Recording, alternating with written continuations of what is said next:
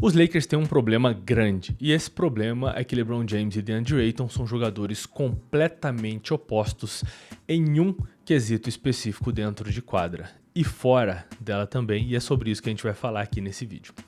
Bom, que DeAndre Ayton é um jogador diferente de LeBron James, disso ninguém duvida, mas acontece que em relação a esforço e ética de trabalho, eles estão em pontos completamente opostos dentro de um espectro. Imagine que de 0 a 10 você tem a escala de esforço que um jogador empenha, consegue desempenhar dentro de quadra. Eu diria que Ayton está no 0 e LeBron está no 10, se a gente for falar numa comparação. Mas é possível fazer com que esse time funcione apesar dessa grande diferença entre DeAndre Ayton e LeBron James? Vamos discutir sobre isso. A gente tem Luka Doncic no meio desse bolo. E quando você olha para Luka Doncic, você consegue enxergar num time a capacidade de vencer. E já adianto para vocês que esse vídeo aqui ele acontece num take só, eu não edito, eu ligo a câmera, falo, me hidrato um pouco. E em algum momento eu chego ao final do vídeo. Se você não conhece ainda, está conhecendo. Quando você tem Luka Doncic no time, você tem a capacidade de vencer, você tem a possibilidade de vencer. Mas você precisa colocar ao lado do Luka Doncic peças coerentes. Percebam que eu não falei peças boas, peças de alto nível. Tem que ser peças coerentes. Qual o maior defeito do jogo de Luka Doncic? É a defesa. Eu diria que talvez esse seja o único defeito do jogo do Luka Doncic. E o problema é também que o Luka não é um cara esforçado. O Luka não é o cara que vai dar 110% de si em todas as partidas. Então, para mim, quando você tem no trio principal do seu time, porque só o que se fala agora é que o trio principal dos Lakers é DeAndre Ayton, é LeBron James e Luka Doncic. Quando você tem no seu trio principal o jogador que mais tem vontade de vencer num senhor pro esporte de 40 anos, isso é um problema. Esse é um problema grande. Eu acredito que o LeBron vai conseguir passar um pouco de ética de trabalho pro Luka Doncic, e acredito que isso já esteja acontecendo enquanto conversamos aqui nesse vídeo, nessa off-season. Não sei se já saiu algum vídeo, alguma foto do Luka magrinho na off-season, o Luka definido, o Luka com o ombro marcado, o Luka com um tanquinho, 6 gominhos na barriga. Toda off-season é a mesma conversa. Chega no final da temporada regular, o Luka tá acima do peso, o Luka tá com alguma lesão, seja no joelho, seja no posterior de coxa, seja na panturrilha, muito porque ele não se cuida, né? É difícil colocar a culpa da lesão só no desleixo do cara, porque lesões acontecem o tempo todo até com jogadores que se cuidam. Mas seria interessante ver como é que o Luka chega ao final de uma temporada regular tendo se cuidado e se mantido dentro do peso durante uma temporada toda. Sobre DeAndre Ayton, eu não acredito que o LeBron James vá ser capaz de, em uma temporada, mudar o comportamento do DeAndre Ayton. E não é como se o LeBron, eu tô falando aqui, né? Nossa, o LeBron é perfeito. Ele tem 40 anos de idade. Quando você tem num cara de 40 anos de idade o ser humano que mais está se esforçando dentro de quadra, você consegue ver falhas. O LeBron tem contra-ataques que ele não volta mais, tem bolas que giram pro outro lado da quadra que ele não sai com toda a velocidade para defender. Ele tem 40 anos, tá ligado? E o tanto que o LeBron se cuida, o tanto que o LeBron treina, o tanto que o LeBron dedica de si mesmo pro basquete, eu não acredito que seja algo que o DeAndre Ayton vai ser capaz de fazer. Assistir o DeAndre Ayton jogando é penoso. Eu não sei se vocês já assistiram. Mas ele é um pivô de 2,13 metros que calha de ser exatamente o que os Lakers precisavam, e é isso que eles teriam, por exemplo, no pivô que eles iam trazer do Charlotte Hornets, eu não lembro o nome dele agora, Robbie Williams, talvez? Ou talvez eu esteja falando o nome errado. Mas é exatamente isso que eles teriam nesse pivô de 2 metros, que eles teriam nesse pivô do Charlotte Hornets, né? Um cara grande de 2,13 metros, um cara forte. Só que no caso seria um cara que consegue pegar ponte aéreas, um cara que consegue jogar num jogo de corta-luz junto do Luka Doncic. O Ayton não é esse jogador. Eu honestamente não consigo olhar para o DeAndre Ayton e imaginar qual vai ser o trabalho que o J.J. Redick vai fazer com ele dentro dos Lakers. Tá tudo perdido? Não. não tá tudo perdido e eu vou trazer alguns números aqui agora sobre o Ayton na última temporada. 14,4 pontos, 10,2 rebotes, 1,6 assistências, não é a dele, 56,6% de aproveitamento, é um pivô, joga perto do aro, 18% da linha dos 3, ele praticamente não chuta dos 3 pontos, 66% de lances livres, é baixo, é bem baixo. O Ayton disputou na última temporada 71 jogos. Os Lakers precisam de um jogador que jogue mais 70 jogos. E aproveito para dizer que a melhor opção que os Lakers tinham no mercado talvez fosse o DeAndre Ayton. Vi muita gente falando do Al Horford, mas o Al Horford não viria por 8 milhões. Pelo menos eu acredito que não.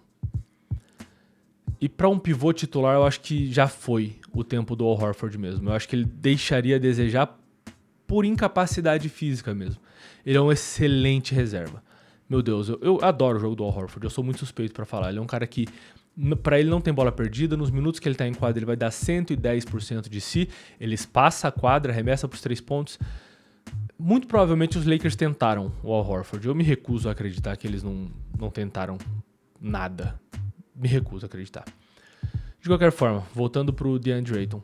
Os Lakers precisam de um cara que jogue mais 70 jogos. Eles precisam, de fato, porque o LeBron vai ter o seu load management, né? Que seria o seu gerenciamento de carga, gerenciamento de frequência nos jogos. A parte defensiva dos Lakers me preocupa e não é pouco. Não é pouco. De novo, eu trago aqui o trio que é para ser o melhor, que é para ser o trio dos jogadores importantes dos Lakers. Luka Doncic, LeBron James, DeAndre Ayton. Se você tem o seu melhor defensor em LeBron James, quando você está falando de um trio, eu comentei em um vídeo no Instagram, se você ainda não me segue lá, é o mesmo arroba daqui, @massalhaoficial. Por favor, me siga por lá também, porque eu posto os vídeos por lá praticamente todos os dias. Mas eu fiz um post falando sobre os Lakers e falei que a defesa me preocupa porque eles têm Luka, LeBron e o DeAndre Ayton. E as pessoas comentando, pô, o LeBron é um bom defensor, pô, o LeBron é um ótimo defensor, caramba, o cara falou que o LeBron é um mau defensor. Se o melhor defensor de um trio que tem que carregar o seu time é o LeBron James, é um cara de 40 anos, isso é um problema e me incomoda muito as pessoas não conseguirem enxergar que isso é um problema. O Suns vivia uma situação parecida com o Kevin Durant. E o Kevin Durant não era nem o melhor defensor do trio, ele era o melhor defensor do quinteto titular, talvez o melhor defensor do elenco todo. Se o seu melhor defensor é um Kevin Durant de 36 anos, você tem um problema. Se o seu melhor defensor é um LeBron James de 40 anos, você tem um problema. E aí você tem no quinteto titular também a possibilidade de um Rui Hachimura, você tem a possibilidade de um... O Dorian Finney-Smith foi trocado, isso é uma loucura. Você tem a possibilidade... Trocado não, né? Ele assinou com outra equipe. Você tem um Jared Vanderbilt, tá? Você tem um Gabe Vincent, que tem o seu esforço defensivo também. Austin Reeves. Mas se você tem falhas defensivas na posição de armador, que é a posição que o Luka faz, na posição de ala, que é a posição que o LeBron faz, e na posição de pivô, cara, é muito difícil enxergar que você tem um problema? Eu acredito que não seja tão difícil enxergar que você tem um problema. E aí, de novo, a responsabilidade cai sobre o J.J. Redick de encontrar um esquema tático que permita aos Lakers jogarem basquete e defenderem apesar da idade avançada do LeBron, apesar do pouco esforço do Luka Doncic, apesar do esforço inexistente do DeAndre Ayton. E eu considero o J.J. Redick um excelente técnico. Para pensar que esse cara 2 anos atrás era completamente inexperiente em relação a ser um técnico de basquetebol. Completamente. Não tinha sido técnico nem de time de escola.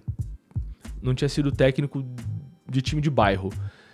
E ele hoje é o técnico dos Lakers e ele demonstra uma capacidade tanto em relação à construção tática do elenco, quanto em relação ao que ele quer cobrar dos jogadores dentro de quadra.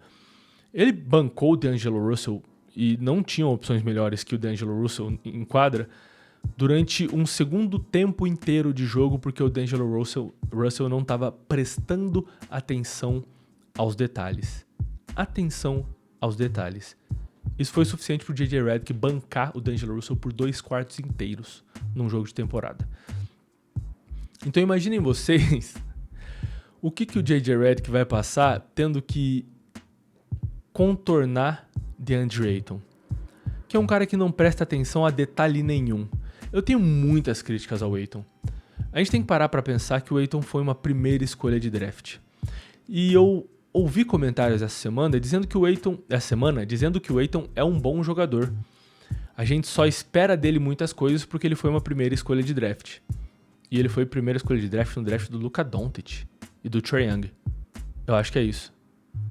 Meu Deus, eu não tinha pensado nisso ainda. Quando a gente para pensar sob esse ponto de vista, para mim ainda não faz sentido. É sim bom ter um jogador que vai trazer para o seu time 14,4 pontos, 10,2 rebotes com 56% de eficiência no ataque. É bom de fato. E o Ayton não é o cara que vai ter um grande volume de arremessos, porque a gente tem LeBron James, Austin Reeves, Luka Doncic, que é o cara que vai ter o maior volume de arremessos. O impacto que a gente espera do Ayton não é que ele carregue o time, mas eles são no Oeste. Imagina o Oklahoma City Thunder trocando num corta-luz, realizando o corta-luz para ficar no ataque contra o DeAndre Ayton. Envolver DeAndre Ayton e Luka Doncic no mesmo corta-luz. E os times vão fazer isso, não só o Oklahoma City Thunder. Imagina o DeAndre Ayton tendo que defender o Nikola Jokic. Entende o que eu quero dizer?